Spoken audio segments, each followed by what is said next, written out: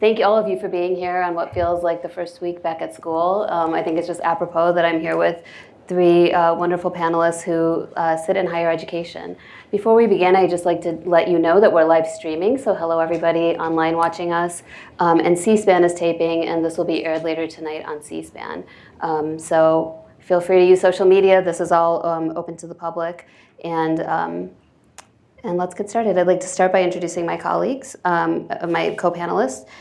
First to my left is Shirley Hoogstra, who's the 7th president of the Council for Christian Colleges and Universities. Prior to being the head of CCCU, Hoogstra served for 15 years as vice president for student life at her alma mater, Calvin College. She also spent a decade before that practicing law. Uniquely, I think the only lawyer on this panel, which is unique for DC. She served on the boards of several community organizations, such as the New Haven County Bar Association and Calvin College, and her full bio is in the packet that you all have. To her left is Eboo Patel, who's the founder of the Interfaith Youth Corps, and for over 15 years, almost 2 decades, I think it's been more than two decades, Eboo has worked with government, social sector organizations, and college and university campuses to help make interfaith cooperation a social norm. Eboo served on President Obama's inaugural Faith Council, and he's written several books, Acts of Faith, Sacred Ground, and Interfaith Leadership, a Primer, and of course, the book we're here for today, Out of Many Faiths, Religious Diversity and the American Promise. Thank you, Eboo. And to his left is Earl Lewis, who is a social historian and director of the University of Michigan Center for Social Solutions. He's president emeritus of the Andrew Mellon Foundation, and his work examined and addresses critical questions for our society, including the role of race in American history, diversity, equity and inclusion, graduate education, humanities scholarship, and universities and their larger communities. Small work, yeah. Always.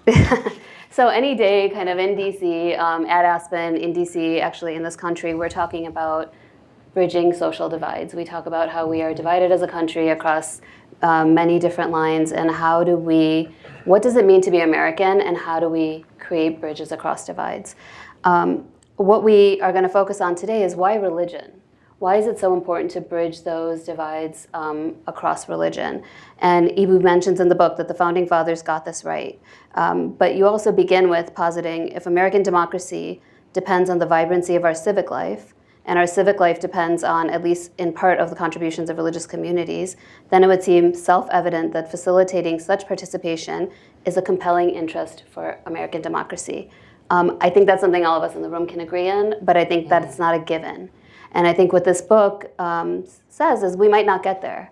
You know, that we are in an America with increased, where our diversity is increasing, where what has maybe held together the religious freedom part of this has been a shared majority, which is diminishing in numbers. And increasingly, we have young people who are not attached to any religious affiliation or institution. And so how do we bridge those divides, and how do we kind of work past that? I think Earl states this in his foreword, which is, this is, I think, the question that I want to discuss, and I think that really drives the day. What does an expanded, inclusive, but not homogenized civil religious narrative look like in 21st century America? Mm. How do we expand the narrative of who's American as our diversity becomes more pronounced? And what is the roadmap to achieve these goals? The book, of course, delves into different points of view on this. Meryl outlined a little bit that the Inclusive America Project looks at how we create a network and a series around planning, dialogue, and action. So I think today we'll talk both about the theoretical framework, but also the examples from my 3 panelists of practical application. You know, what do communities, colleges, higher education, policymakers, what can we do? So with that, I'd like to begin with the first question. As I stated, American pluralism is at a crossroads, and it's a place where Eboo describes in the book where, quote, we discover that our civil religion narrative no longer connects our past with our present and with our hoped-for future in a satisfactory way. The book confronts our changing demographic landscape, particularly with respect to religion, and it explores a framework that can guide us to be an inclusive nation where the contributions of different religions become part of the broader American story. Can each of you begin by commenting why you feel addressing religious diversity is so important in this current moment in time? And I'll start with you, Shirley. Yeah, thank you. It's a pleasure to be here and to be here with the other panelists because of the important work that you have already highlighted. So why religion? So religion has been part of the foundational civil society glue in the United States. And people hold deeply held beliefs that really animate their lives in important ways. So it's the kind of thing that gives you joy, it gives you hope, is a place where if you're confronting death or sadness, there seems to be some answer. So it's this really important fabric. And then as we become more diverse, and as we perhaps can't just be in pockets, we now have to confront, well, what are those sincerely held beliefs? What do they look like in other faiths? And by actually asking questions like that, how can my faith tradition help me understand my neighbor's faith tradition? It's going to help us actually live well together with difference. And it's we are hearing a lot about difference, but what we want to think about is how to live well in the midst of difference. And I appreciate the work that Eboo's doing on that. Thank you. Eboo. Right. So I think that there's several things here. First of all, thank you to you, Zeenat, to Earl, to the Aspen Institute for launching this book. Thank you to Earl, the series co-editor, for inviting me to be a part of it. Religious diversity is a part of America's founding ideal. We could literally look at what George Washington, Thomas Jefferson, James Madison said about religious diversity in the late 18th century, and we would look at those things and cherish them today, right? Mm-hmm. So Washington's statement that this government will give to bigotry no sanction and persecution no assistance, that we all have a like liberty of conscience. Benjamin Franklin making a donation to the building fund of every religious community in Philadelphia, asking them to all celebrate July 4th together, to mourn him together when he died. This notion of welcoming religious diversity, nurturing interfaith cooperation is literally part of America's founding ideal. I think that's also at the center of America's genius, because in a diverse democracy, the way you build up that society is you give diverse identity communities their dignity, and with that dignity, those diverse identity communities will contribute to the broader society. I think that there's no place where that happens better than in American higher education. So you have all of these wonderful institutions founded by religious communities. One thinks of Georgetown here in DC. My dad went to Notre Dame, for example. 230 Catholic colleges and universities, dozens and dozens of Methodist, Presbyterian, ELCA colleges and universities. All of these emerge with a purpose of nurturing people in their own tradition, but also serving the broader public. I think to myself, if the anti-Catholic forces had won 100 years ago, the people who said that places like Georgetown and Notre Dame were Trojan horses for popery, so to speak, if they had won, our civil society would be much less rich. Right now, we face a set of anti-Muslim forces that are saying the exact same things about the kind of Muslim institutions that are inspired by the Islamic tradition and seek to serve the common good. I think America is much poorer without those institutions, and it's not just a violation of Muslims, it's a violation of American ideals. And I think that that idea is at the center of this book. Thank you. Earl. Yes, good morning, everyone. So this project, in a way, and Eboo referred to it. So 5.5 years ago, we had a conversation when I was just starting as president of the Andrew W. Mellon Foundation about the growing diversity in America and how we should understand it, what we needed to do to better understand that diversity. Diversity in a lot of ways is about the demographic transitions that we can point to and demographers have begun to outline. And in the first volume of this series, Our Compelling Interest, we actually end up saying that for us to actually see diversity as key to a prosperous democracy, then we needed to first be able to define diversity. We needed to figure out then how to leverage it in a multiplicity of settings. And then we need to always value diversity. Right. And as we thought about how we actually put this into action, then religion became a key piece. As we think through the ways in which we define ourselves in relationship to others. And I'm one of the folks who writes about identity as multi-positional. We're not one thing at any time. We actually have a whole sphere of elements of ourselves that are always there, and they're always defined in relational terms and in contextual terms.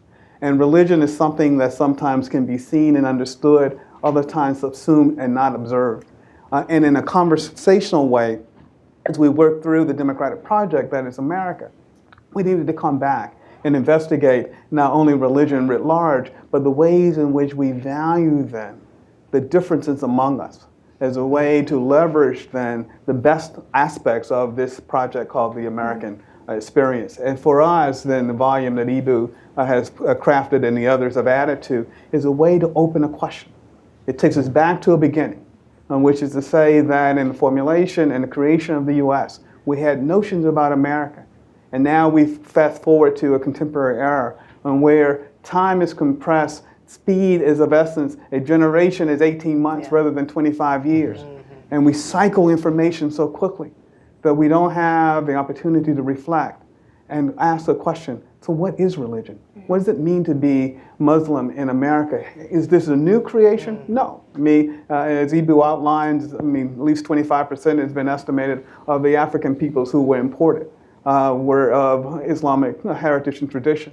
That piece gets written over and has been, I'm an American historian, my colleagues have sort of covered that up as we actually address other pieces. And so for us to open this question is to actually invite us to think anew about what it has been to be American, what it means to be an America, and what are the many ways to tell the American story. Very good. I think each of you have kind of mentioned, you know, in your opening remarks about the contribution of religion to civil society, and that religion and religious communities are a source of a significant amount of social capital. Again, that's how it's been, right? And so you write about, Eboo, how civic life is enhanced by religious participation and tolerance for religious diversity. But you also quote Robert Putnam, who says, as diversity increases, the qualities that typically characterize a strong community decrease. The higher the diversity, the more people distrust their neighbors, the less they volunteer and give to charity. We know from Robbie Jones' polling, who's a respondent in the book, that an increasing amount of Americans are unaffiliated with any religious institutions at all. So first to you, Eboo, and then Earl and Shirley, how can religious communities continue to contribute to civic life in a meaningful way when, as Americans, our religious institutions and our affiliation to them are changing? They're not organized in the same way that they once were. Right. So religion in America is always changing, right? And so the language that we use for this at Interfaith Youth Corps is actually, we don't use the term religious diversity except as a shorthand. We use the kind of geekier academic formulation, diverse orientations around religion. So Sunnis and Shias are part of the diverse orientations around religion, specifically the tradition of Islam. Seekers, agnostics, atheists are examples of diverse orientations around religion. So our big question is, how do you have a healthy society when all of these diverse orientations around religion are in interaction and they're changing all the time themselves? One of the ways I think that happens is, first of all, we continue to hold up this founding ideal, right? And one of the remarkable things about the United States and religious identity and diversity is you can literally say that the founders set the North Star, they set the ideal, and that the nation over time seeks to live up to that. You frankly cannot say that about any other identity. The founders did not set the ideal when it comes to race. They did not set the ideal when it comes to gender. They did set the ideal when it comes to religious identity and diversity, and there's this kind of continual living up to it. I think one of the ways that happens best is when we allow diverse orientations around religion to express themselves in a variety of ways, including ways that serve the common good, right? So a Methodist hospital is an expression of Methodist faith and the Methodist tradition. It's also a place where thousands and thousands of people who are not Methodists get treated and healed. So one of the ways we allow Methodists or Presbyterians or Jews or Catholics or Muslims to to be Methodist, Presbyterian, Jewish, Catholic, Muslim, etc., is to build this set of institutions inspired by their identity, which serves other people. Now, I think that becomes increasingly complex in a society where there are no longer maybe 5 or 6 dominant expressions of religion or orientations around religion. There are now 5 or 6,000 or 50 or 60,000. And I think that one of the things we do well in America is we continually rewrite and revise our national story. We continually reshape our civil society. It's one of the reasons we love working with young people at Interfaith Youth Corps, is because those are new storytellers. Those are new hands, right, who are continuing to extend that story and continuing to shape that society. I'd love to give you some examples of this, how religion is shaping civil society. So take Houston with the hurricane. One of the stories that is not told as frequently, but is very true, is that it was actually the faith community, all the churches, all the volunteers from all over the United States sort of descended on Houston. And they said, we're going to immediately get involved. And so people's lives were made so much better immediately because you had all these volunteers who were not involved with the flood. Here's another example. The tragedy that was happening around the United States around young black men being shot by police officers. And then we saw what happened in Dallas, where there were a police officer shot by a sniper.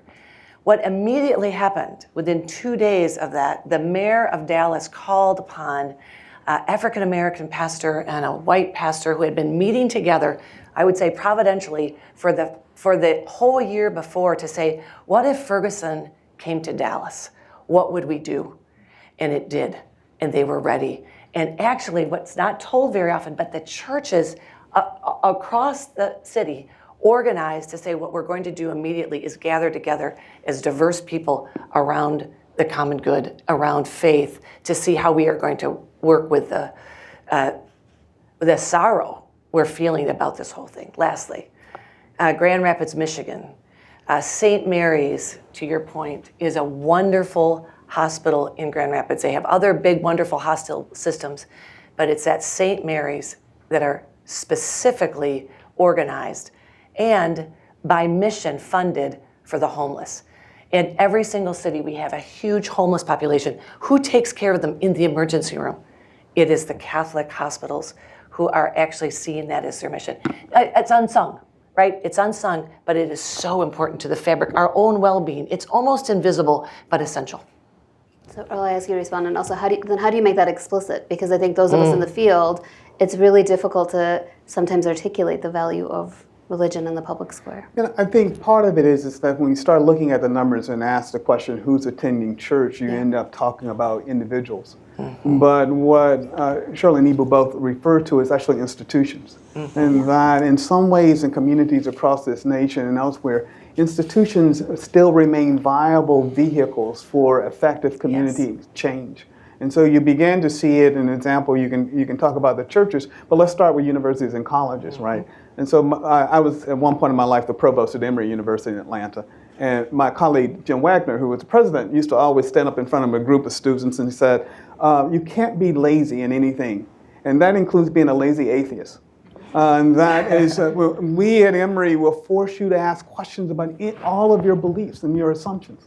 So pause and think about that. Here's an institution that was founded in the Methodist tradition and that was no longer Methodist in terms of its student body, but was inviting students in from all religious perspectives and asking them a question. Why do you believe? That's right. And what do you believe? And how do you act on what you know and understand? How do you do that both inside of this community and outside? So there were community projects that followed from the activation of those questions. Here's a case where the institution played a role. I mean, I can talk about the hospitals too because Emory owned 7, 8 hospitals in Atlanta by the time I left in 2012 and was a major provider. But it was also something else which is not often talked about. It was also a major employer. It was the 3rd largest employer in metropolitan Atlanta. And so in that way, the questions about religion that were central to its founding found itself being reintroduced in ceremonies and rituals on campus all the time. And so for the individuals who worked on campus to see students from the Muslim faith, from the Jewish faith, Catholics and Christians actually engaging in certain worship ceremonies was a way to educate not only the students there, but also the 30,000 faculty and staff who worked on campus. That was another way of actually doing this. And so practical ways and where institutions connect individuals to begin to both challenge basic assumptions, but also advance certain principles. As Earl's talking, I can actually see, and it's kickoff week for many of the colleges and universities, right, in the United States, this idea of visually being together. This is very important. And Emory and the almost 200 campuses in my organization, the service learning hours, the amount of service that students are doing in their communities, tutoring, working in other nonprofits, being available for the civic structure in the city, you couldn't replicate, actually, all of the ways that students are performing this kind of common good in the cities in which they live. And what your work is doing is actually promoting exactly that kind of noble heart. Higher education at its best, liberal arts education at its best with professional programs, it's creating a noble life. And a noble life is a life that includes service and belief, something that you're not just working for yourself, but for others. So so what you guys are kind of talking about is, or Earl mentioned especially, is this role of institutions being really important and not just individuals. And in our work, in Inclusive America Project, we look a lot at young people, kind of K through 12. And as we talked about what the founders' ideals are, and this idea of articulating the contribution of faith communities, what is the connection you see between this civic education, which is declining and decreasing, amongst young people, and religious pluralism and service learning? So I want you to kind of speak to that trifecta in a sense, and how do you increase those literacy rates together? So it's not just an understanding of a different person's faith, but it's actually the broader place that sits in our history.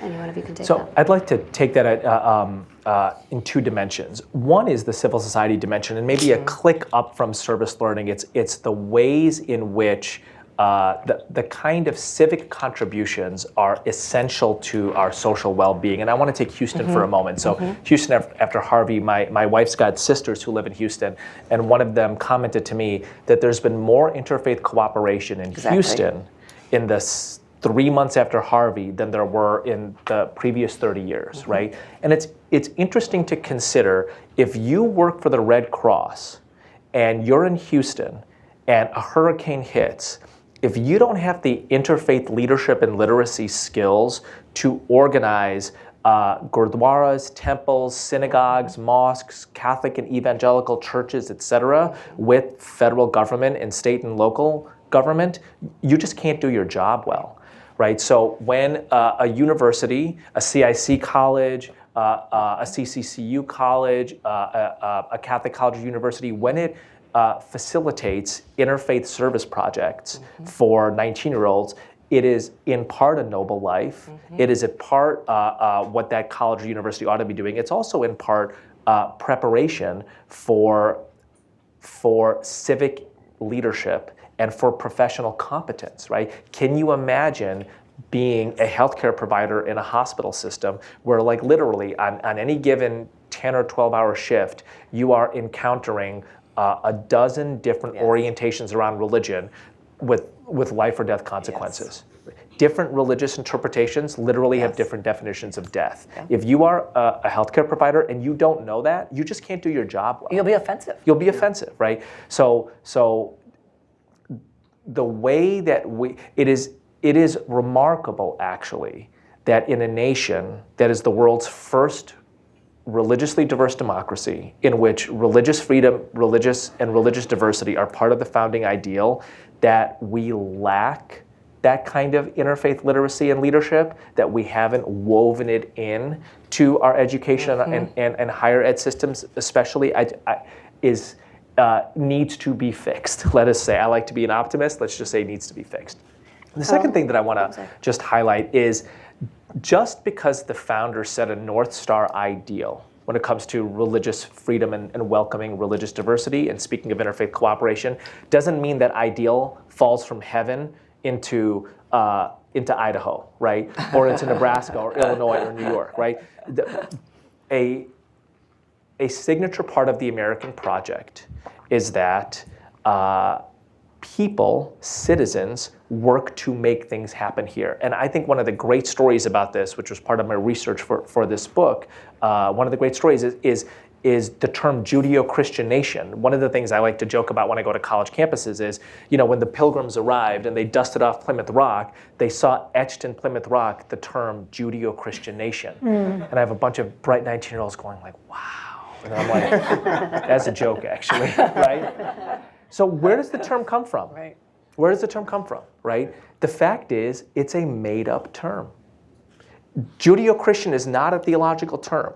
The way that Christians view Jesus is as Lord and Savior. The way that Jews view Jesus is a good rabbi maybe, right? Let's discuss.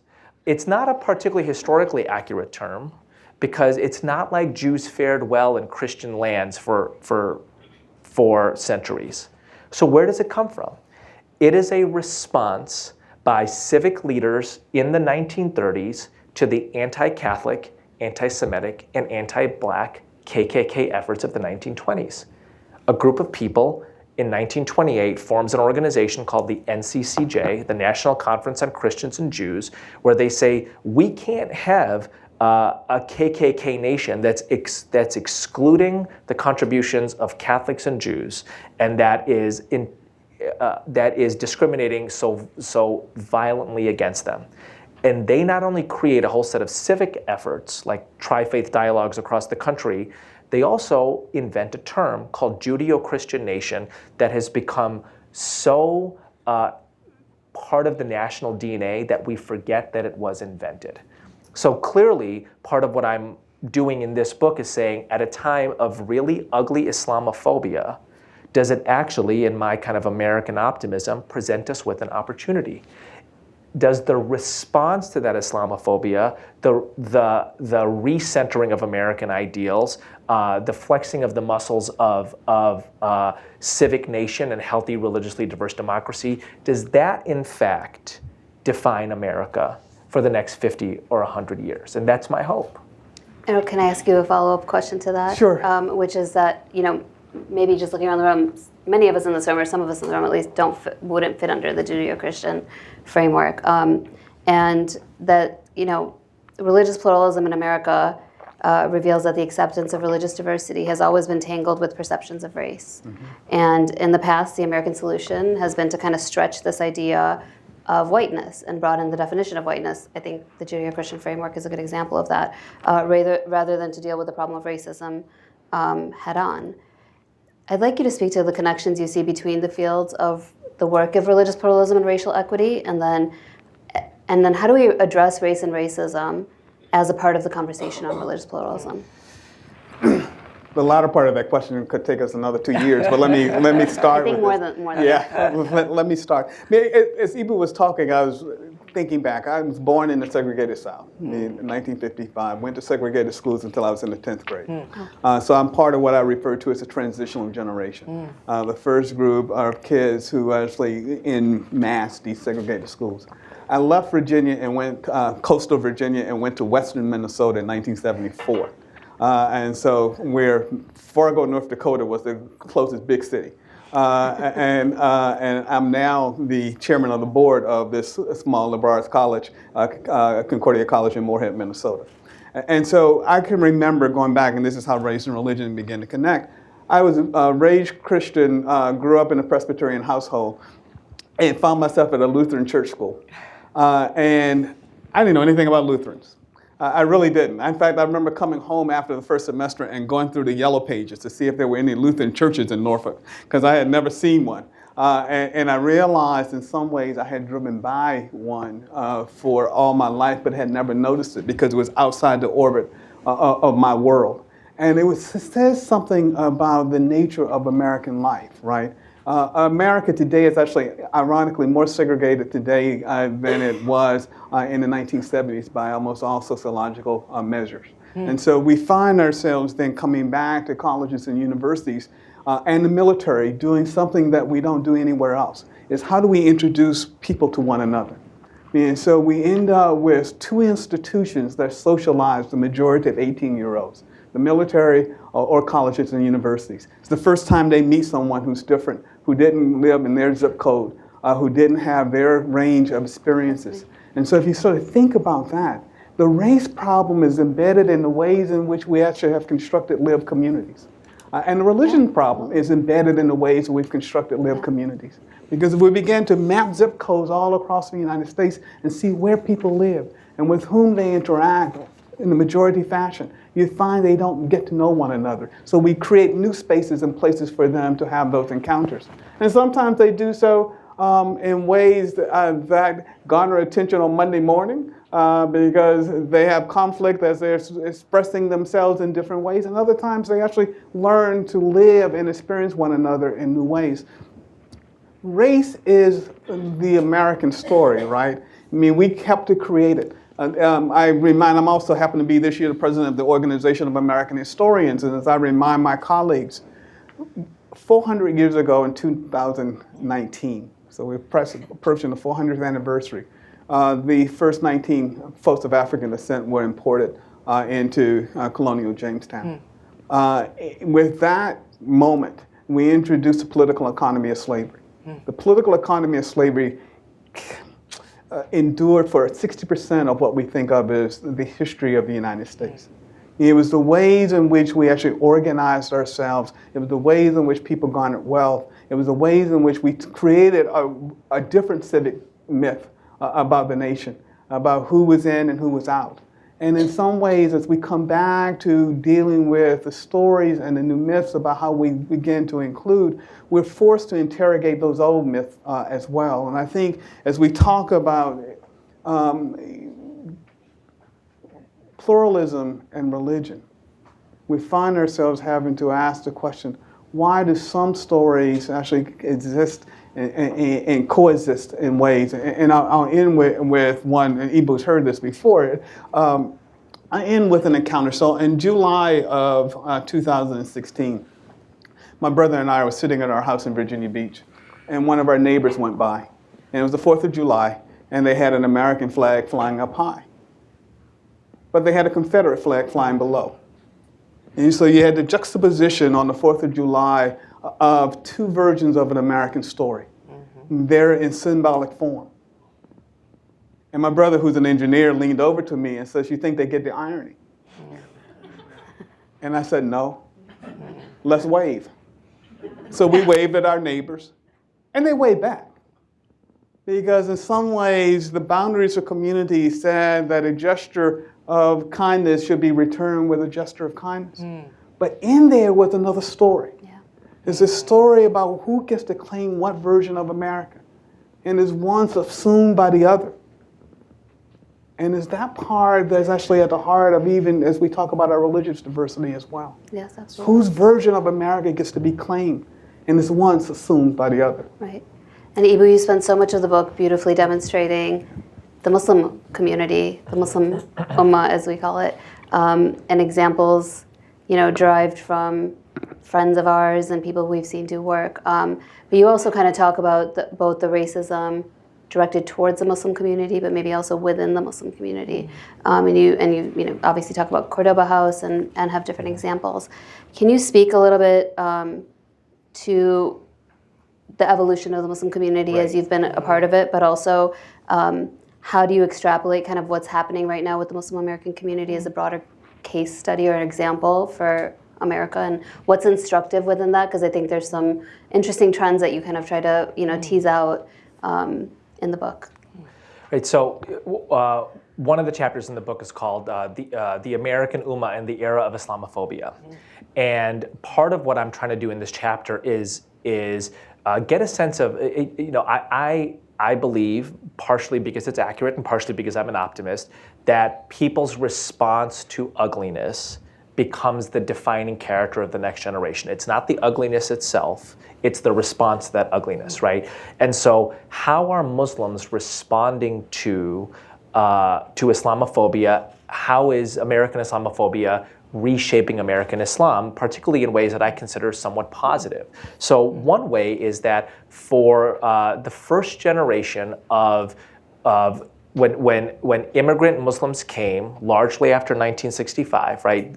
Muslims from South Asia like us, Muslims from the Middle East, Muslims from Persia, Muslims from other parts of the world, from the Pacific, they built separate internally facing Muslim institutions. Literally, there's a Bosnian mosque, there's a Syrian mosque, there's an Indonesian mosque, there's a Pakistani mosque, et cetera, right?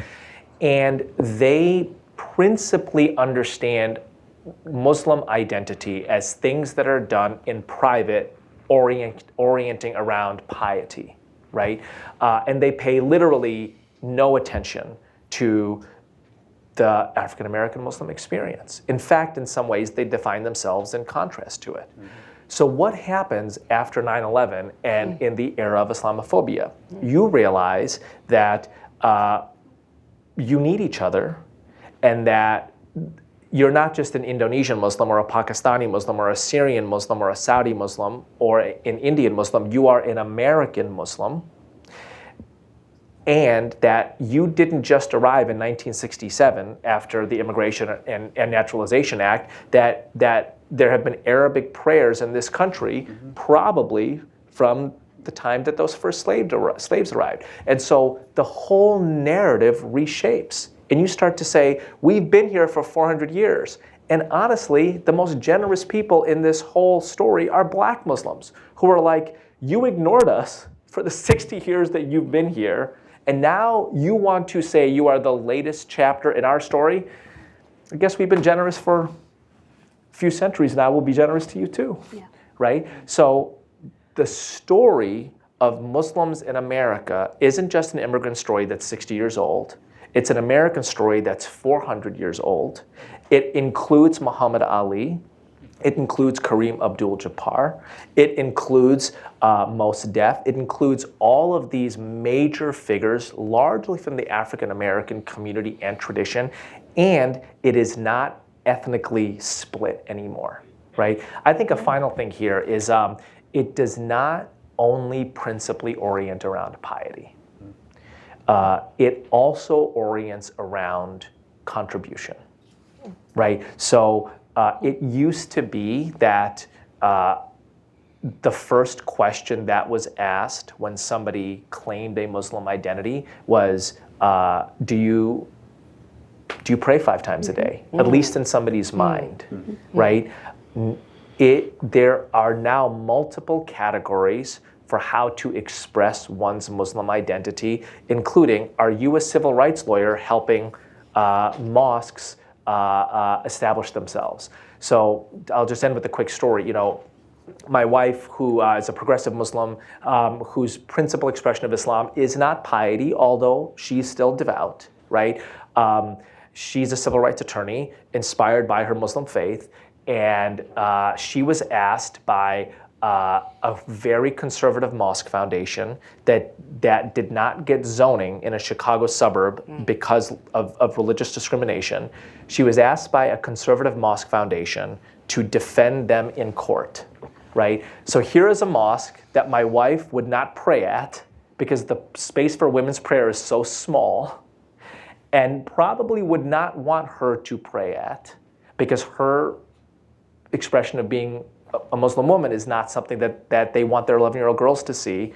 She is defending this mosque in court and its ability to exist, and wearing her skirt suit in court amongst a set of Muslim male leaders who will not shake her hand.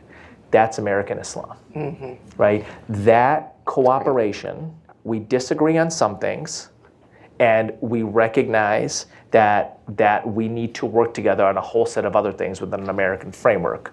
That's American Islam. Shirley, I'd like you to reflect on that, but also kind of speak to, you administer, look over this distinctive network. And, you know, college populations have moved from being kind of homogeneously maybe white and Protestant to hyper-religiously diverse. How do the colleges in the CCCU network balance their strong Christian identity with religious diversity, a respect for religious pluralism, you know, and their fellow student peers like who describes and Earl described? Yeah. First of all, I'm so grateful for having a teacher and friend and mentor like Eboo, because he is helping us understand a part of American society that if you're a Protestant Christian, you might not have as much information. And the idea that we love God and love our neighbor, right? This is a central tenet to deeply held faith beliefs. And if you don't know your neighbor, you can't actually love people very well if you don't know them very well.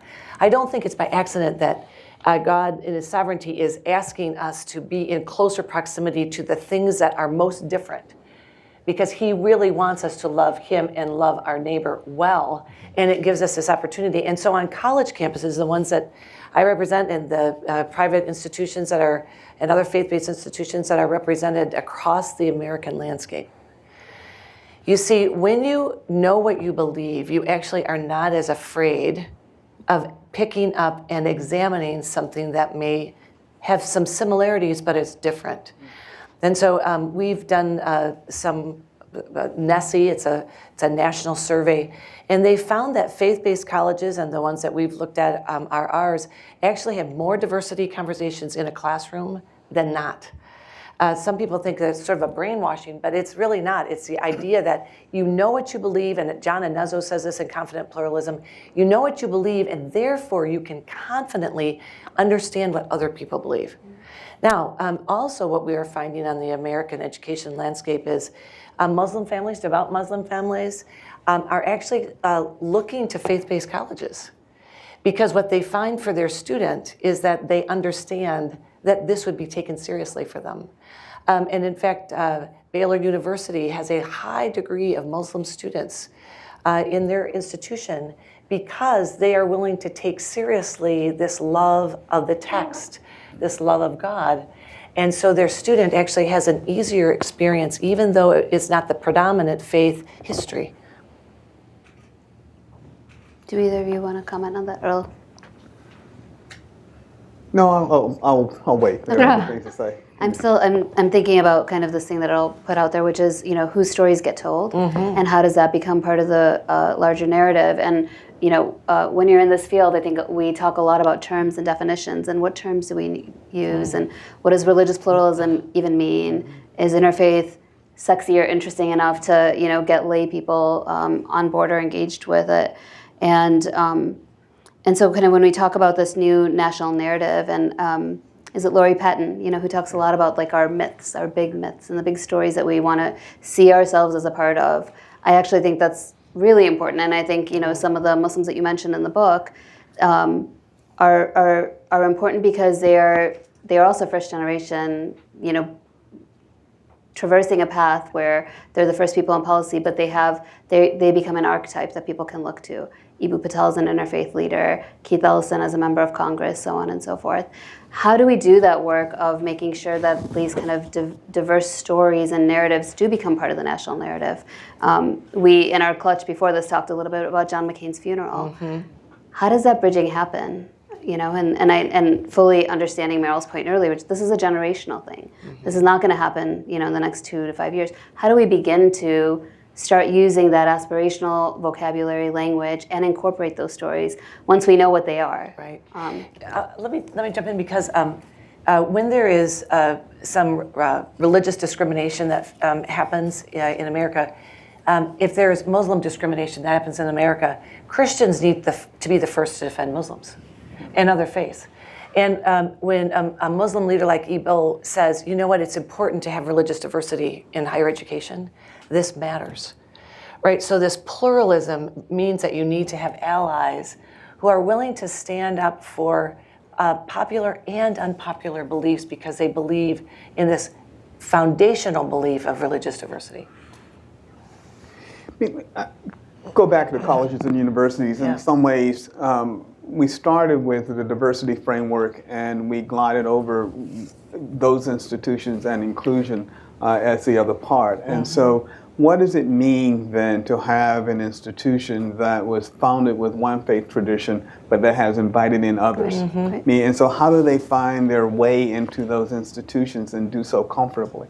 And that's the challenge, I think, that higher education in the U.S. has faced, but it's a sort of a metaphor for a lot of institutions across the society. So I usually will argue and write that in the 1970s, most colleges and universities decided they were going to diversify, and they did it by the numbers. I mean, you can almost think about the little coloring book where you had the numbers, and if you charted them all together, you had a diagram, and you're hoping that picture would tell you something.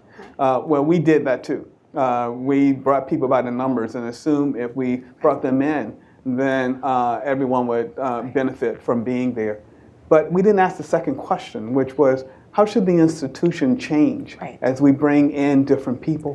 What is the obligation of the institution to change if we're going to bring in a more diverse set of actors who may ask new questions of us?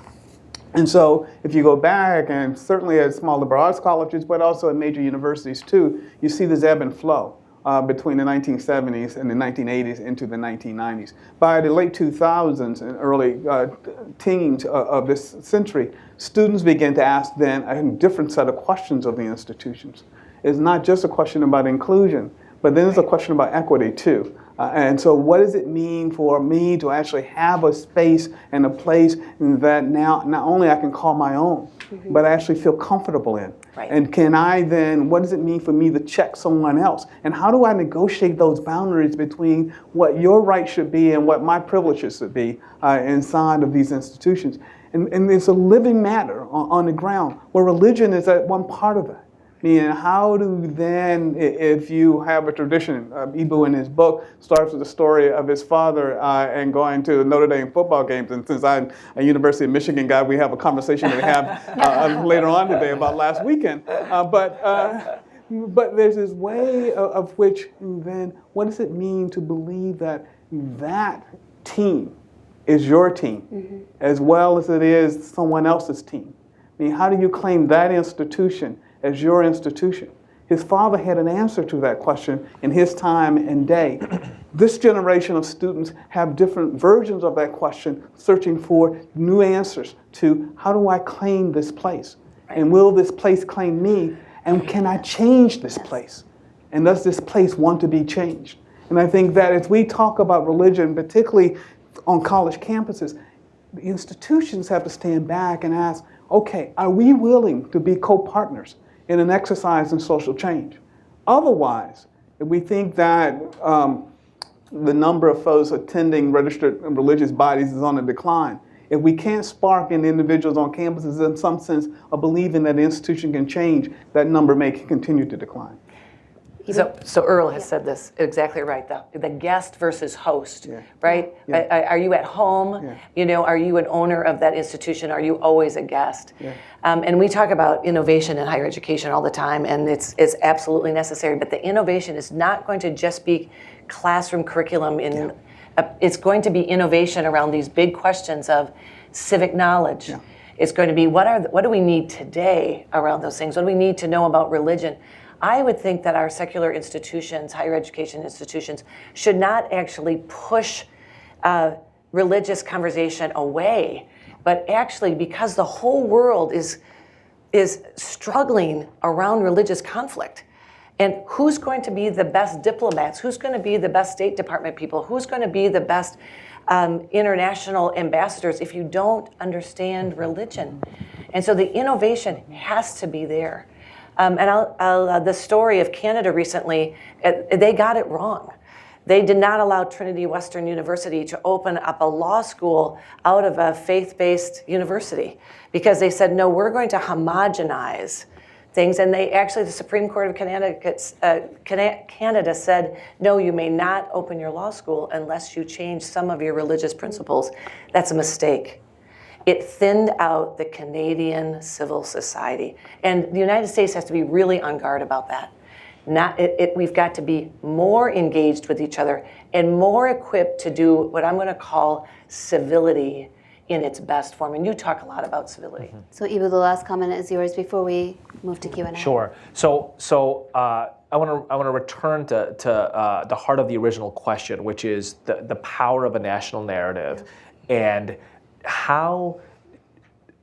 what comes after Judeo-Christian, right? And the thing, I want to emphasize a couple of things here. Number one, I want to return to the fact that Judeo-Christian is an invented term which did great work for about 60 years. Right? I would much rather be a Jew in 1955 under the national narrative Judeo-Christian than in 1925 under we're a Protestant nation, and as that great liberal lion Franklin Delano Roosevelt says, we're a Protestant nation, the Jews and Catholics are here under sufferance, right?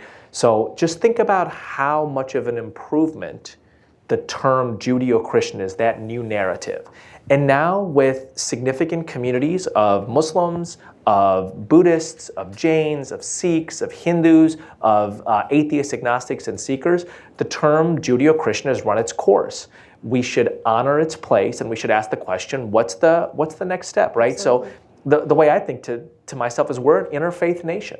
We're a nation that has particular respect for religious identity, that has as part of its founding ideal the welcoming of religious diversity, whose civil society is based in no small part on nurturing interfaith cooperation. We are much more a potluck than a melting pot. A melting pot says, don't bring your identity. A potluck says, bring the dish from your identity. Bring your contribution. There are general guidelines here. Don't bring anything that's going to poison people, right?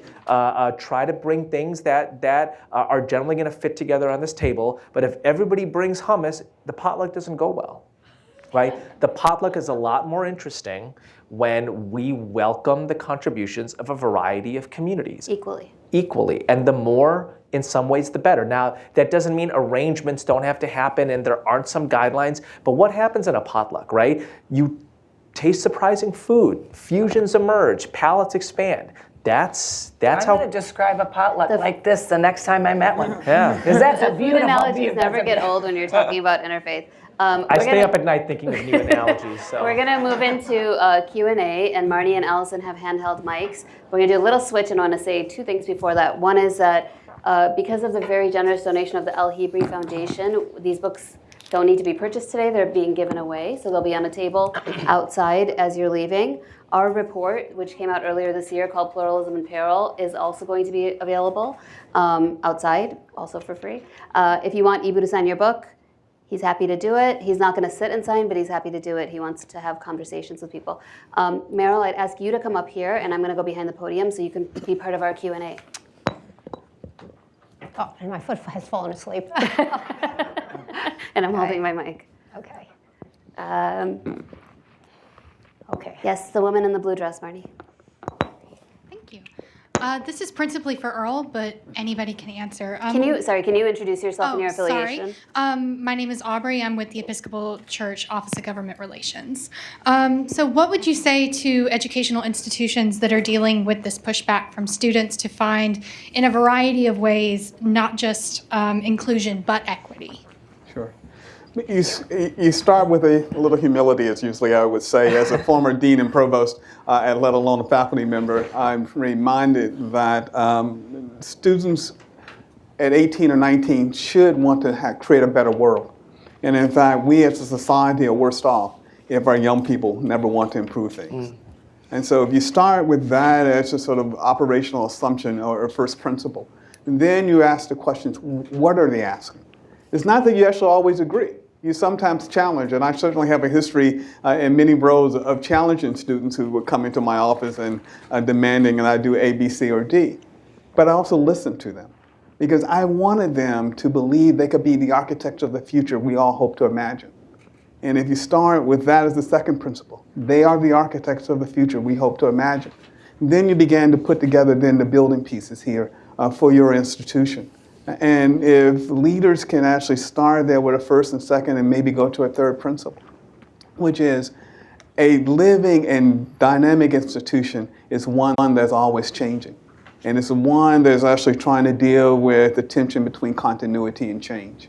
And so if you can actually figure out a way how you deal with that tension between continuity and change, imagine that there's a future that can be created and that students really should be that architect, and conclude with the sense then that you want these students to demand more of you. then you begin to put in place some of the things that actually may lead to an institution that has not only diversity and inclusion, but is viewed as equitable. Cordell. Thank you. Cordell Carter with the Socrates program here at the Aspen Institute. I want to return to Eboo's analogy about the potluck.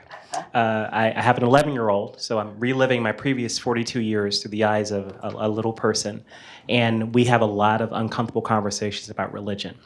And I wonder, as we are inviting people to potluck, are we allowing them to bring in dishes that are only for men? Are we allowing them to bring in dishes that are only for people of a certain skin tone? What are the guardrails and preconditions for this grand potluck? Can I add to that, because there's a question online that's similar, which is that how do you not derail the conversation with all of the nasty stuff that's in every religion or between religious communities? Okay. Nice to see you, friend. Thank you for coming. I have an 11-year-old and I'm 42 also. Are you getting the same? Are you getting the same questions I am? The ones you're like, don't ask your dad that question, actually. So I think that this is being constantly renegotiated all the time. And I think that one of the things about the United States is that we can do that, right? There is a part of what's in American DNA is that the nation is a constant conversation, right? Political philosophers talk about a diverse democracy as a place that's a constant conversation, that's asking the question, how do you respect the distinctiveness of a particular identity community, say the Amish, and the right of 13-year-old girls to go to school? What's the balance between that? If the Amish, let's say that it is a part of their religious tradition to take their kids out of public school at 13, does the state coercively force them to do that, therefore, in their eyes, making them be less Amish? Or does it say, actually, we are going to affirm the distinctive individual human right of this 13-year-old girl, and we're gonna force her to go to school, right? So I think that there's lots of questions around this, right? There's lots of Supreme Court questions around this. Hobby Lobby is a great example of that. I think part of what should be a part of the discussion is that religious identity is treated distinctively in American constitutional law. So for example, if you're a prisoner in Arkansas and you want to grow your beard 4 inches and prison law or prison regulations forbid that, you cannot say, I am from Georgia, I'm going to take the prison to the Supreme Court and say, as a Georgian, I demand my right to grow my beard 4 inches. You can't say, I'm 42 years old. You can't register your age identity. You can't say, I'm Chinese, but you can say I'm Muslim. And as a Muslim, in American constitutional law, there's particular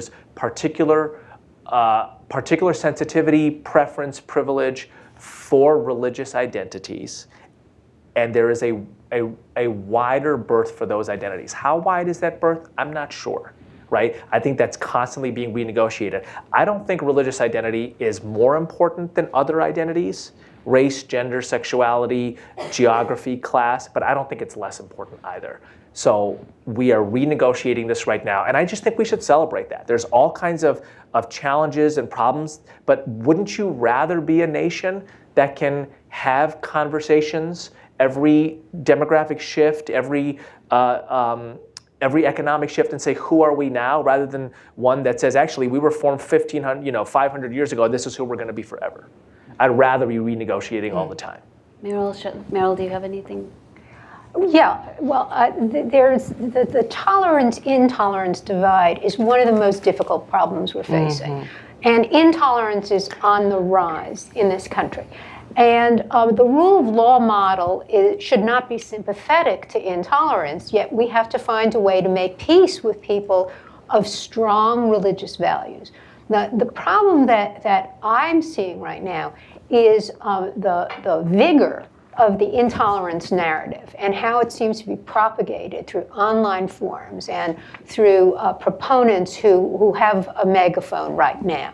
And the question that I think is a challenge and unites people of goodwill who are from tolerant versions of whatever faith is how do we all work together to construct a robust narrative, make the case for toleration and for pluralism in the way that the case now seems to be being made for intolerance. And that's a question for all of us in the room, I think.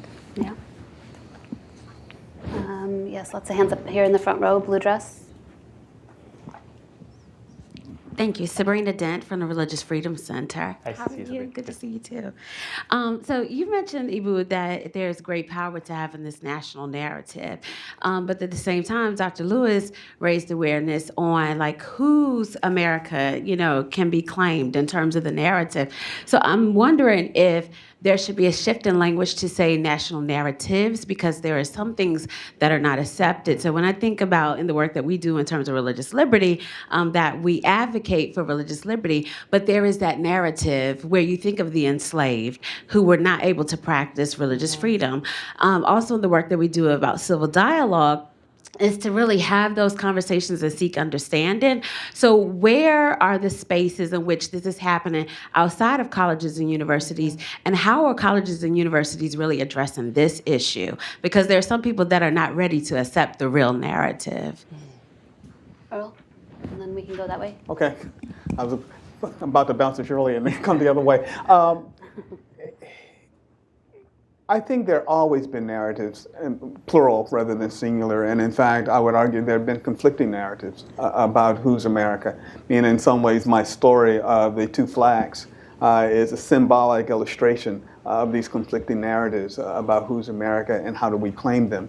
I think the challenges and where are the institutions, there are a host of institutions. There are philanthropic institutions that are underwriting a set of activities all across the United States that aren't always visible unless you read the byline about who they're supporting. And there are museums, in this city. Maybe you can just walk down the mall, and the Smithsonian actually offers a range of competing narratives about the national past. And if you start just below the Washington Monument, go to the new National History, African American History and Culture Museum, and make your way all the way to the American Indian Museum, you have a series of narratives about America. And the ways in which one challenges the other. You stop at the American History Museum and you go across the street, you have slightly different versions of the same story. And how then that visitor gets to put it together. I think the challenge for us is because there's a multiplicity of narratives, which ones then become the most salient? And who and what ways then we elevate some above the fray and can be heard and seen and understood. But that's always been a challenge in American life. It's perhaps more intensely so now because of all of the ways in which we receive information and the ways in which we can also ignore information that we don't want to receive. And I said, in my view, perhaps one of the greatest challenges to the creation of this throughput through all of these narratives is the decline of small city newspapers and small town newspapers, because they, in a different point in American history, were the ones that pulled out these narratives and then anchored them in a local community in a way that people could see themselves on a national scale. And so what's going to replace them? What institutions and organizations are there to replace them? And this is the work that I know is underway, but I think this is something that needs to be considered over and over and over again. I'll stop there. Any of the others have a comment? Can on I that? just put in a small plug for something called The Patch, which is a whole network of very hyper-local newspapers and online presence that report local. These are a wonderful asset in American communities. I also just want to add something to what you said about the museums.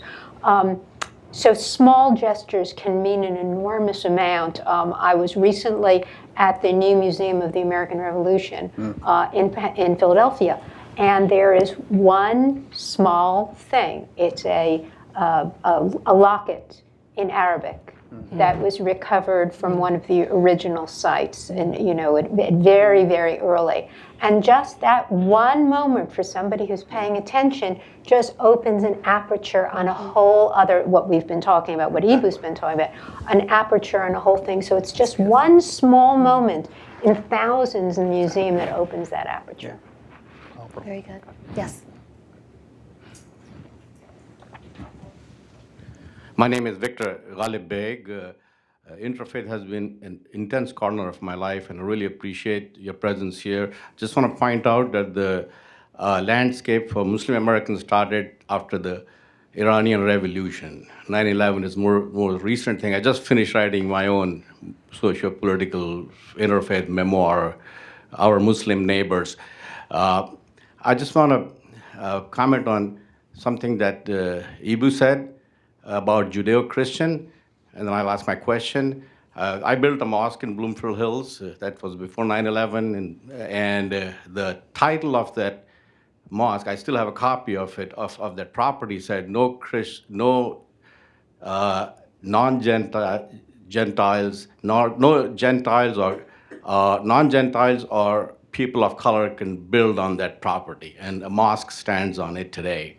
So that's a huge improvement. However, after 9/11, I think things have really gone worse. Immediately after 9/11, they were better, but more recently they have. So how do you think that this religious pluralism, which includes the Muslim, will continue in the light of what's going on today, the Muslim ban, and how do you change a Trump a diehard voter's mind when you have this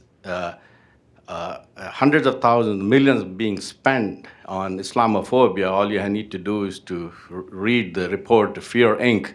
by Center of American Pluralism, and then the social media. So we live in a very difficult time as a Muslim, and I work every day. That's why I wrote a book called Our Muslim Neighbors, and I find our neighbors are good. However, when the president says Islam hates America, how do we counter that? Thank you. I want to take maybe two more questions and then just give them, because we're running a little short on time. Who else has questions? Yep, with glasses in the back. Hi, Rami Shabana from the Al-Hebri Foundation. I guess it might be a kind of a two-part question. We mentioned examples of different faiths coming together and disaster relief scenarios, kind of like Houston, or even, Eboo, you mentioned the American Muslim community kind of coming together, post 9/11 and kind of realizing we need to work with each other. How do we break out of that shell where we're only responding to disasters? How do we prepare ourselves, kind of like the example that Shirley gave with the pastors in Dallas, working a year in advance. How do we do that, and how do we amplify that voice, and how do we unify that voice more, in the name of pluralism, so that we're always prepared and that we're, doing much more than just responding to disasters? Thank you. And then you had a question, yeah, in the black shirt, she had a question for a while. Hi, Linda Russell, retired psychologist, and I like your information about the potluck, and one of the things that I wonder about is what you're talking about, even though you're putting it within a religious framework, is more ethics and a belief system of what's just. And I'm wondering if you could include people who are agnostic or atheist or in non-religious schools to feel that they have a place at the table as well, to put their thoughts into action and service for others, and to expand the philosophy.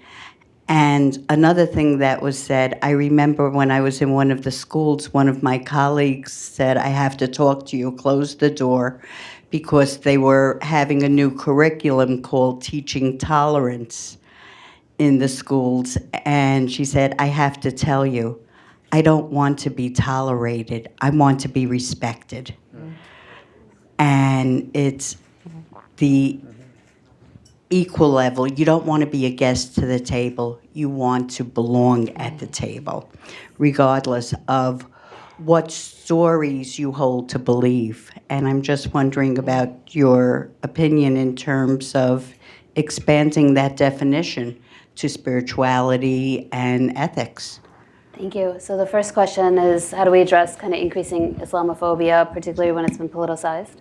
The second one is, how do we build these kind of national networks and frameworks proactively and not in rapid response, so that they're in terms of need? And the third question is, how do we make sure the table is welcome to everybody, beyond just those who identify with a religious affiliation? Anybody is welcome to start. I would like to just talk about three words. One is something that's already been mentioned by Earl, starting with a posture of humility. So what don't I know and what can I learn? And this idea of what you've mentioned about how can we bring together people who are religious and also non-religious to the conversation is a sense of humility. The other one, to our eloquent questioner here, is about identifying fear. So if you are unaware, sort of, you're not picking up on whether you are operating out of fear or principle, and identifying that more is very important. And because if you can identify that, you can say, look, I think we can do better than operating out of a posture of fear. And then thirdly, I think we have to be proactive. I think we have to do intentional things about having people have the kinds of conversations. And because we're talking about higher education, how do we get professors in various different universities with various points of view to start to model that, then can teach it for students? Great, thank you. So I'll start here. I would like to think that, I'll repeat again, that America and the human condition at large is defined more by the response to ugliness than by the ugliness itself. So I would like to think that the United States, after the 1950s and 1960s and the civil rights movement, is more defined by the civil rights movement, or that will say more about its future than the unbelievable ugliness of slavery and segregation in the past. That doesn't mean that those other dimensions are forgotten about, and clearly the vestiges still stay. And still, what defines the future is the civil rights movement more than slavery, I would like to think. Right now, there's lots of work to be done. How do we build on that? And similarly, the step forward that was Judeo-Christian from exclusively Protestant defined the past 70 years more than the anti-Semitism and anti-Catholicism, right? So what we do now with respect to building an interfaith America, with respect to our civic, our legal, our policy, our symbolic response to the religious bigotry of our time, I would like to think would define our future more. So the question is, how do we do that work well, right? I actually don't think we are going to go back to a time, to your question, of Syrian Muslims, Indonesian Muslims, Pakistani Muslims, Saudi Muslims, Iranian Muslims, etc., principally organizing around those ethno-national religious orientations in a way in which they are not only apart from each other, but perhaps even in tension and opposition. I think part of this is just generational. So on most college campuses, there aren't 12 Muslim students associations, an Iranian one, an Indonesian one, a Pakistani one. There's just enough Muslims to kind of make up one, and the Sunnis and the Shias, and the Sufis and the Salafis, and even the Iranians and the Saudis got to work it out, right? I would like to think that doesn't melt away all vestiges of those ethno-religious dimensions, but frankly, perhaps the ones that would be in opposition to one another. I don't want, for example, the relationship between Iranian Muslims and Saudi Muslims in the United States to be principally dictated by the rivalry between those two nations elsewhere.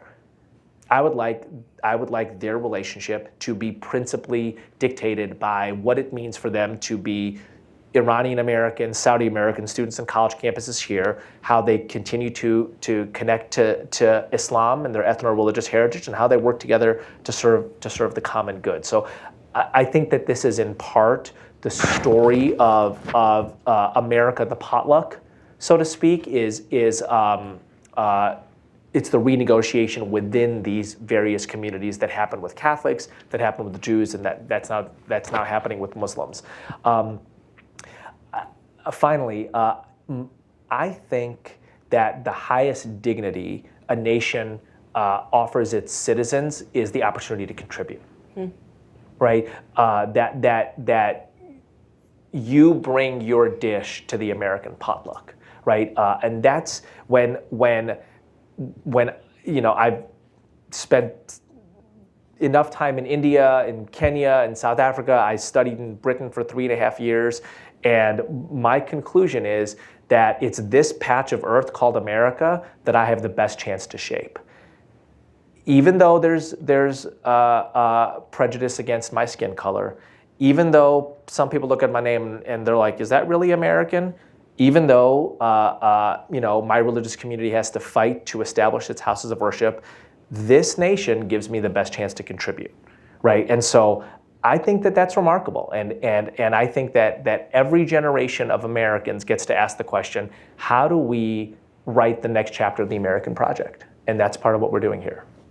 Thank you, Eboo. Earl and Meryl, just like quick closing, because we're out of time. Okay, we're out of time, and I will just say this, is that I agree with what Shirley and Eboo had to say, and will say that I think the challenge for us, as well as the opportunity, is to look ahead, and to look ahead 2030 and 2040, because some of the issues that have surfaced over the last 20, 25 years, and there's another word I would introduce, is insecurity. There's a level of insecurity at the individual level, at the institutional level, and at the social level. And if you believe the McKinsey report, any aspects of it, which projects that 800 million jobs will disappear by 2030, jobs that currently exist, 54 million in the United States, 1/3 of the American labor force by 2030. The level of insecurity is scheduled to increase significantly in a very short period of time. And when people are insecure, they react in intolerant ways. They don't necessarily believe you should be at their table because they believe they're scarce resources and that they want to husband and hold those resources closely. They are always in crisis mode because everything looks like a crisis. And so our ability to actually create a world that we actually can shape requires us to look ahead a decade or two and to put in place now those elements that make sure that we have a secure world rather than an insecure world. Thank you, Earl. I just want to close with saying that one of the things that's so important in this work is that everybody has to show up for each other. I mean, we have to show up at each other's events. We have to understand that we're all community. And so I want to thank everybody here for showing up and urge you to continue to go out and do more. Thank you for being here. Please grab a book. There's a book table outside. Thanks to our panel.